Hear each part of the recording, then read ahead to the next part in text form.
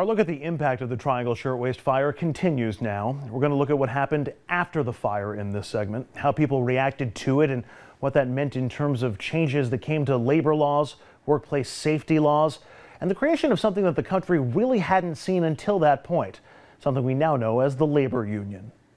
The calls for reforms and safety improvements in garment and other factories began before the Triangle Fire ever happened.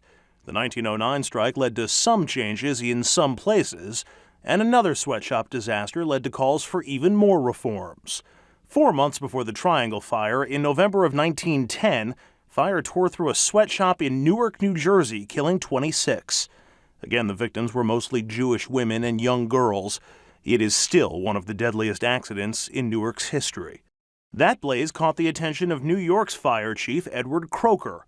He warned something similar could happen in the city, but because New York's factories were so much bigger and more crammed, he said it would likely be even deadlier. He started proposing during 1911, and 1910, a series of reforms, and no one paid attention. All of these things would cost more money. The city didn't have the budget to enforce any of these new requirements. After the Triangle Fire, Croker was proved right and became a sort of instant spokesman for reform. And he had help. There were dozens of newspapers in New York in 1911. Many had political agendas. But they all seemed to look at the Triangle Fire as a call to action.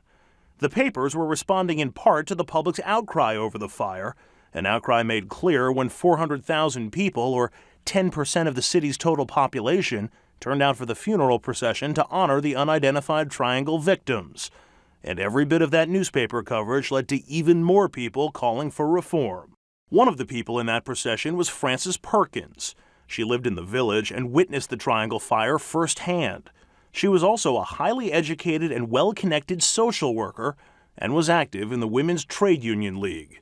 She turned to the people who ran the city, William Tweed, better known as Boss Tweed, and the people who did his bidding, the city government known as Tammany Hall. She is able to convince the political party in charge, Tammany Hall, the corrupt political machine of New York City, that this is their moment of truth. Perkins' pressure eventually reached Al Smith and Robert Wagner, today considered legendary statesmen. Back then, they were just part of the machine. Responding to Perkins, they held hearings on workplace safety, and the public ate it up. So they went even further and started changing the law. In the course of 4 years of this commission, they really introduced 36 in total. These were bills that redefined building codes, fire and safety codes, maximum hours, protective legislation for women and children in industry. Smith later became governor, Perkins became his labor commissioner, and the pair went even further, mandating better fire escapes, automatic sprinkler systems, fire drills, maximum occupancy limits, inspections, and enforcement. In time, they addressed every failure that made Triangle so deadly. In short, they created modern workplace safety and labor laws. This is the 9th floor of NYU's Brown Building. 100 years ago, it was the Ash Building, and this was the deadliest location within the Triangle Fire itself. To see the improvements in safety conditions and code changes since that fire, a direct result of that fire, all you have to do is look around, and you don't have to look too far.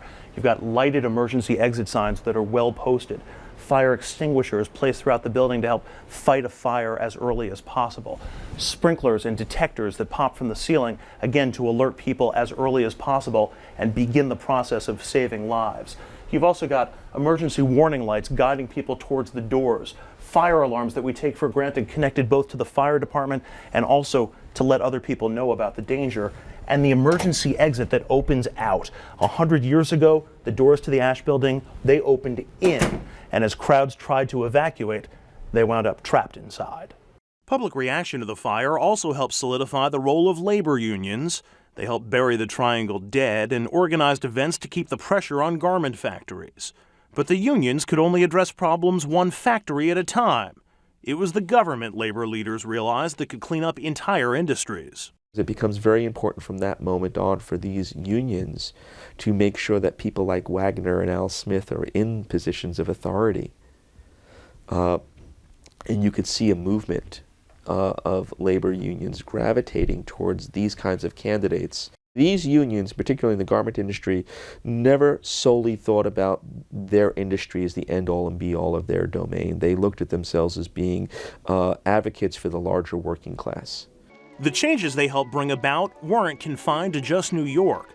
Other states began to copy its tough new labor and workplace laws. Union membership exploded through World War I, but the Roaring '20s saw a greater emphasis on owners. Union gains were rolled back. Until, that is, the Great Depression and the election of a New York governor, Franklin Roosevelt, as President of the United States. Roosevelt brought a key advisor to Washington with him, who pushed to make these labor and safety reforms the law of the land, a key segment of Roosevelt's New Deal. Her name? Frances Perkins, who used her labor power and political connections to take the lessons of Triangle's ashes to every workplace in America. Clearly, there have been lots of changes in the more than 100 years since the Triangle Shirtwaist Factory fire, but the lessons learned, have they been forgotten? For a sense of that, we spoke with the president of one of the nation's largest labor unions. That interview is coming up as our look back at the Triangle Shirtwaist Factory fire continues here on RFL. Stay with us.